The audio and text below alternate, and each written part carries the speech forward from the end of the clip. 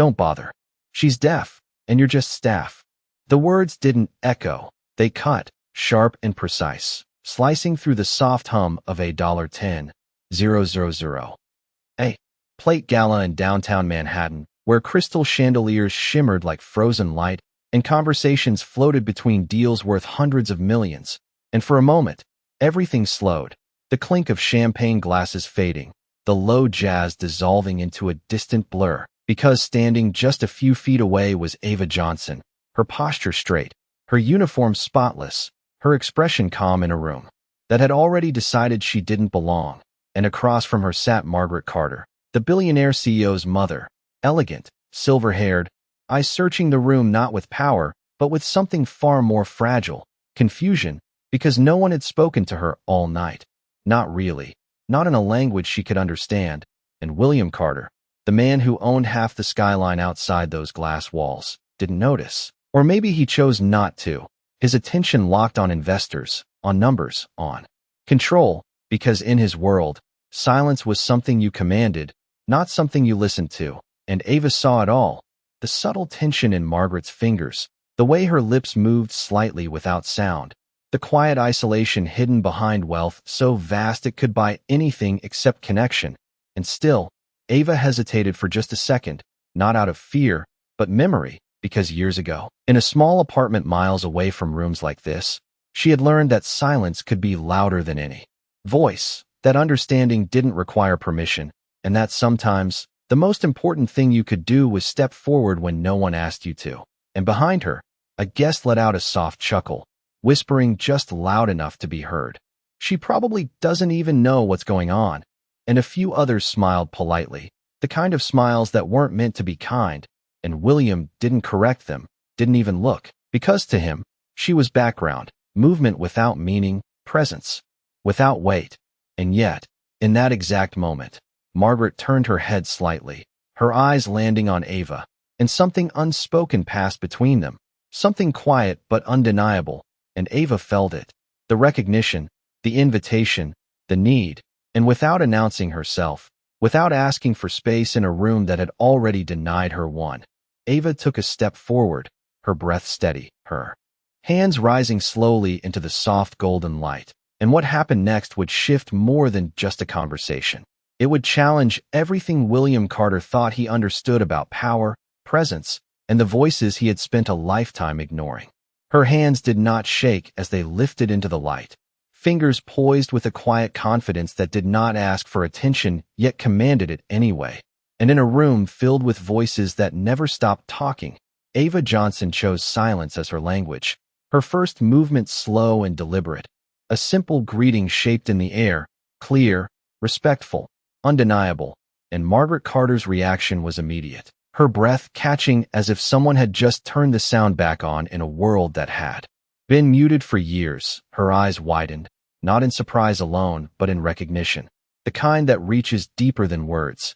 And then her hands moved too, older but steady, responding with a fluency that had been waiting all night for someone to understand. And just like that, a conversation began in the middle of a ballroom that suddenly felt too small to contain it.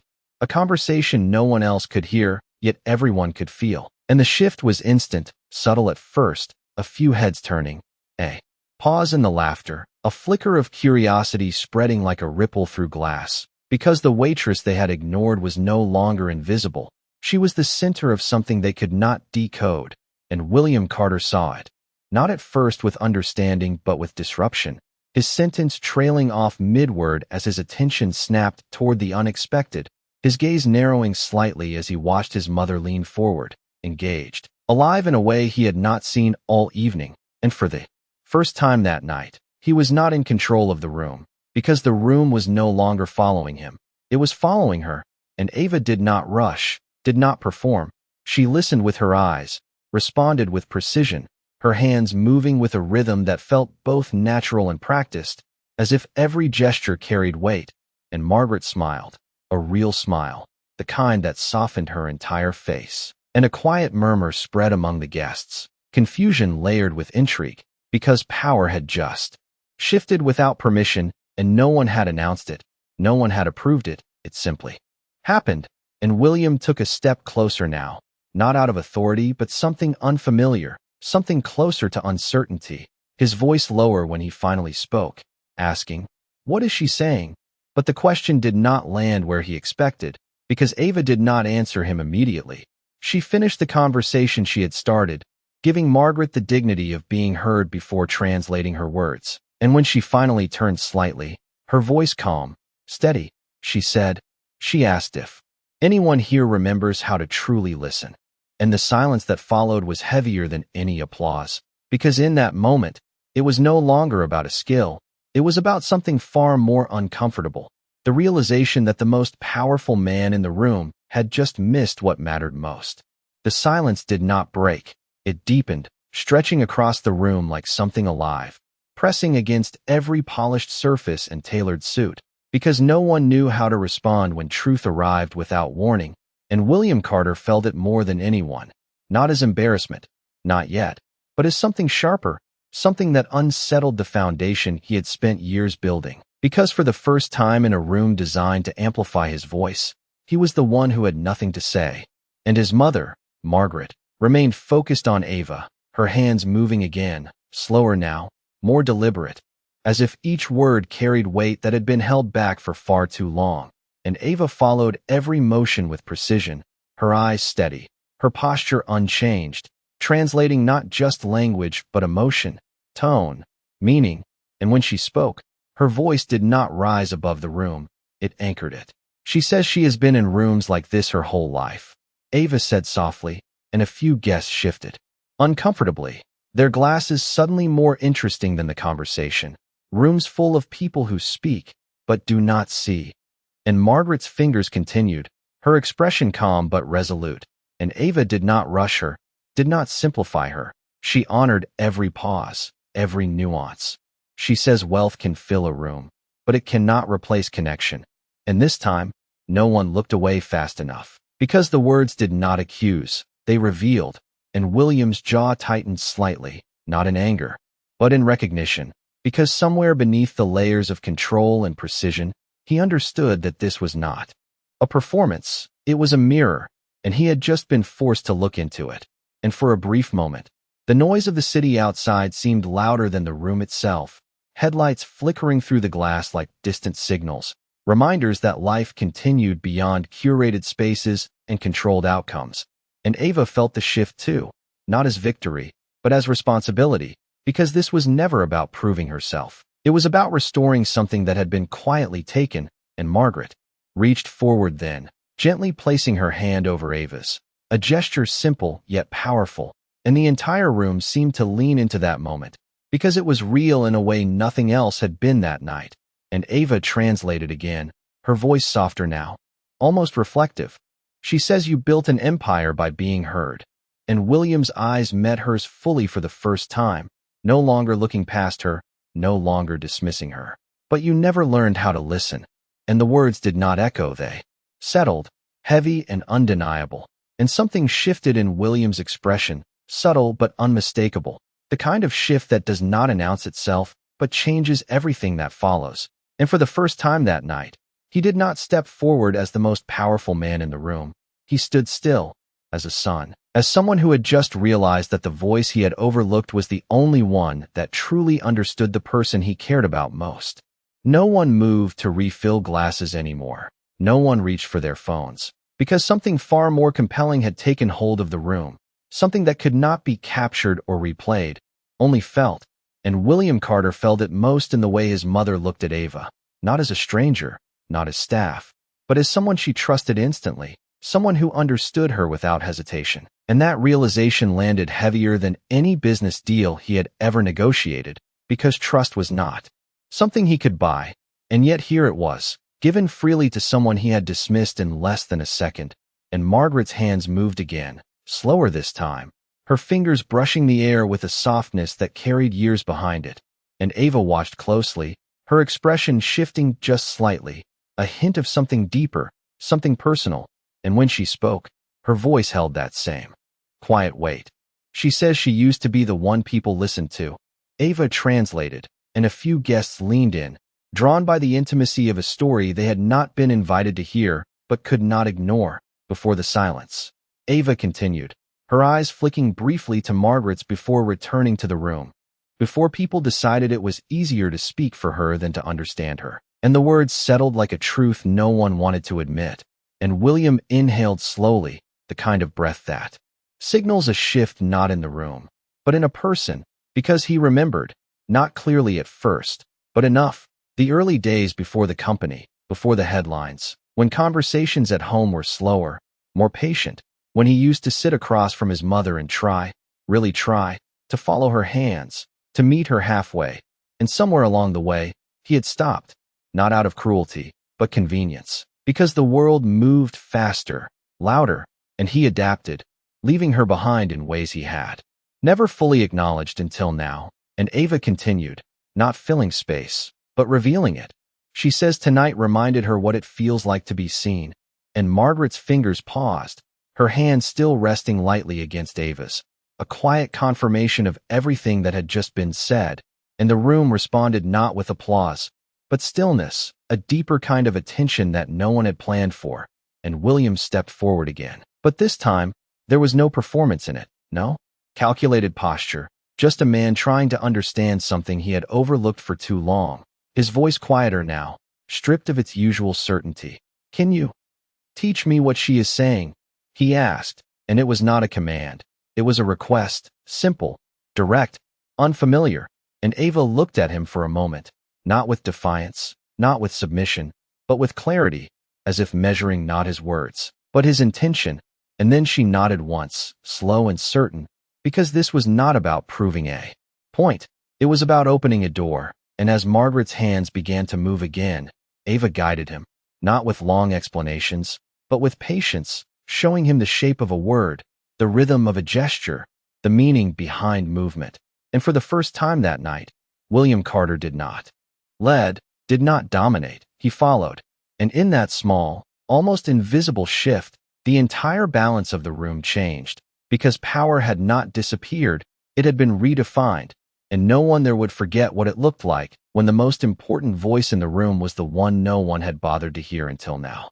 William's fingers hesitated midair, slightly stiff, unfamiliar with the quiet precision Ava demonstrated so effortlessly, and for a man who had built billion-dollar deals with a single handshake, the simple act of forming one clear sign felt unexpectedly difficult, not because it was complex, but because it required something he had not practiced in years, patience, and Ava did not rush him, did not correct him sharply. She simply adjusted his hand gently, guiding his fingers into place with calm certainty. "Like this," she said softly, her voice steady, matching the rhythm of Margaret's watching eyes. And when he tried again, slower this time, more intentional, Margaret's expression shifted, a small but unmistakable warmth returning, and it was not perfection she responded to. It was effort, and that realization landed deeper than any instruction Ava could have given, because for the first time, William understood that communication was not about control, it was about presence. And around them, the room remained still, but not out of discomfort anymore. It was attention now, genuine and unfiltered, the kind that does not come from obligation but from witnessing something real. And a few guests leaned closer, not to interrupt, but to understand, their earlier confidence replaced by quiet curiosity, because the hierarchy they had relied on all evening had shifted without warning, and no one had explained how to navigate it.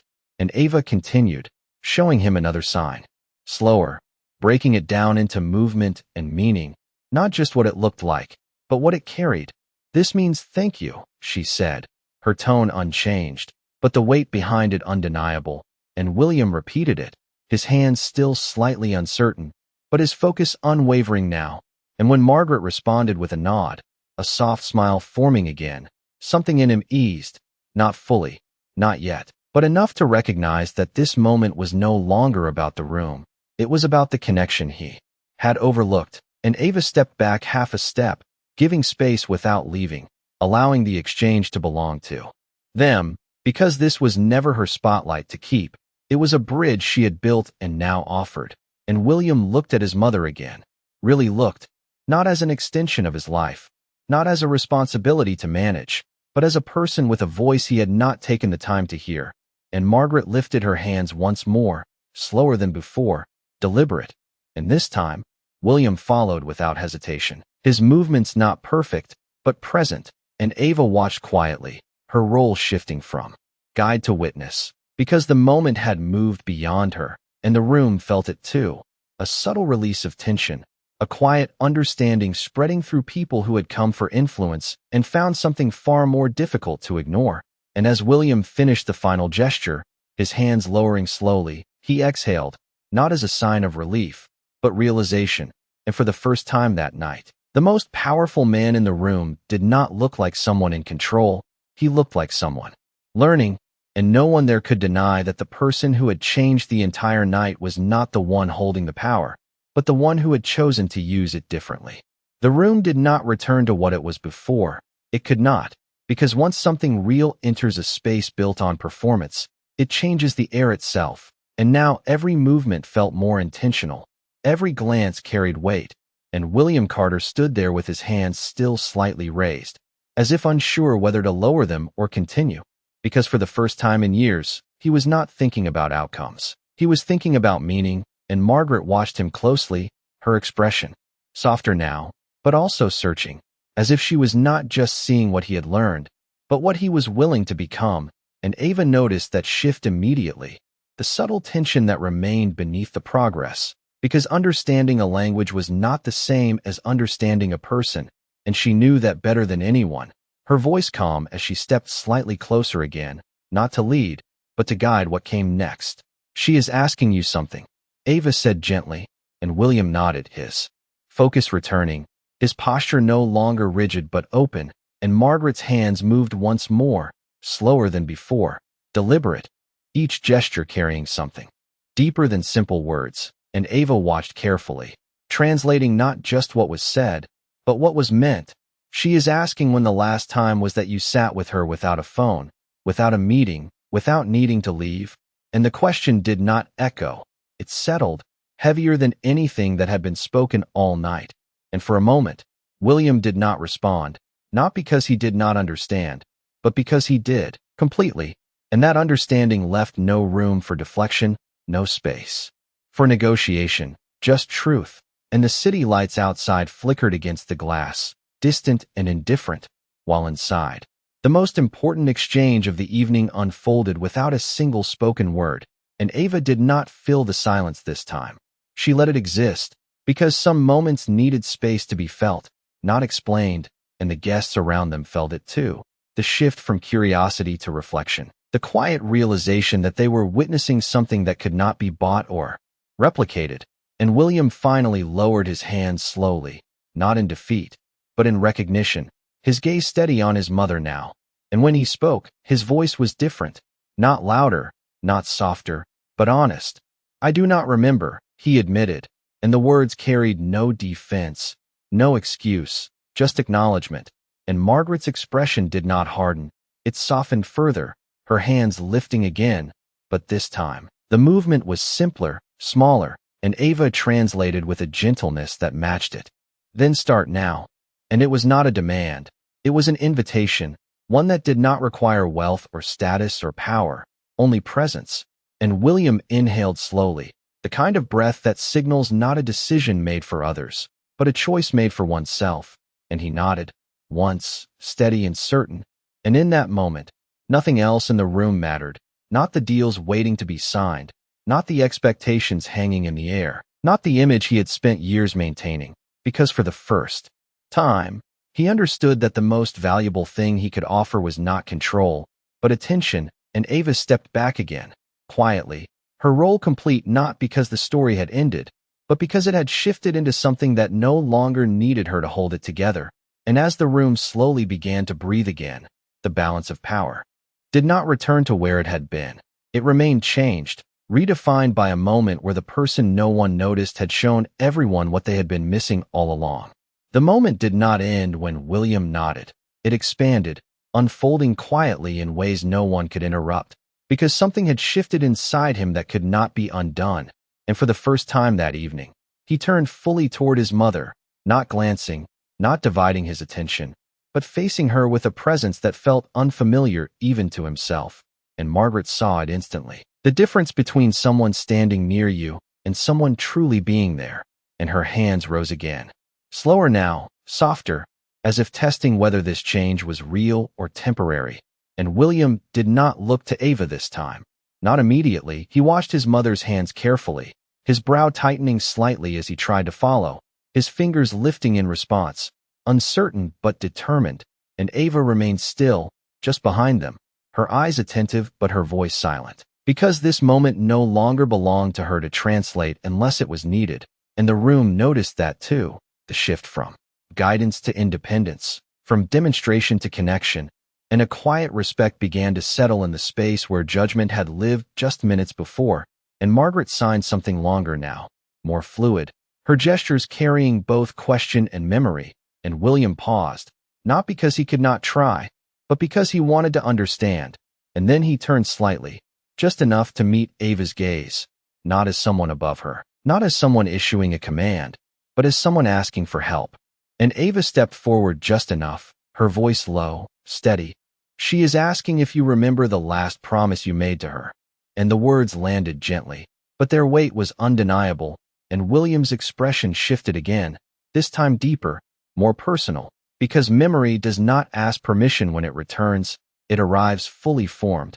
And suddenly he was not in a ballroom anymore, not surrounded by glass and gold and expectations, but in a smaller space, years ago, sitting at a kitchen table, watching his mother's hands move slowly as she taught him how to say something simple, something important, something he had promised he would never forget, and he exhaled slowly, the present returning around him, but not erasing what had surfaced, and when he looked back at Margaret, his hands rose again, more steady this time, forming the words carefully, not perfectly, but with intention, and Ava watched closely, her expression unreadable for a moment before softening slightly, because she recognized what he was trying to say before he finished, and Margaret did too, her eyes widening just enough to catch the light. And when his hands completed the final movement, there was a pause, not empty, but full, and then Margaret smiled, not the polite smile she had worn earlier in the evening, but something deeper, something that reached her eyes and stayed there,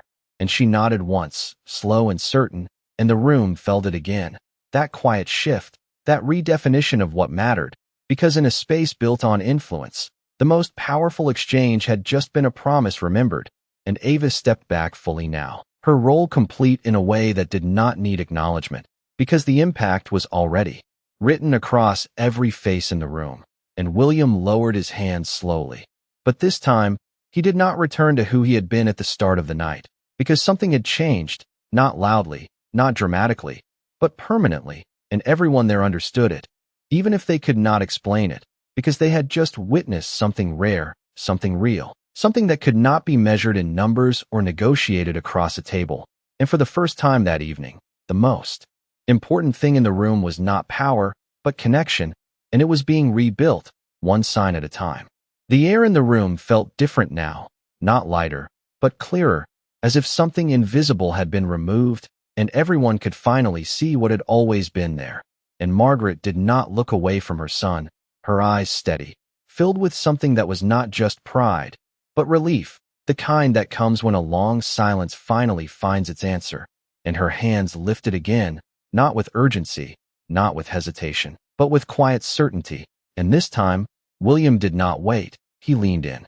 Slightly, his attention fully anchored, his world narrowed to the movement of her fingers, and Ava watched from a distance, her presence now almost invisible again, but not in the way it had been before, because this time, her absence was not dismissal, it was trust, and Margaret signed slowly, deliberately, each motion carrying years of meaning that could not be rushed, and William followed, his eyes tracking every detail, his posture reflecting something new, something grounded, and when Ava finally spoke, her voice soft but clear, it did not interrupt the moment, it completed it. "She says she never needed you to be perfect." And a subtle shift moved through the room again, quieter than before, but deeper. "She only needed you to be present." And the words did not hang in the air, they settled into it, becoming part of the space itself, and William exhaled slowly, his shoulders lowering just slightly, not from pressure, but from understanding, because for years, he had built everything on precision, on control, on being right.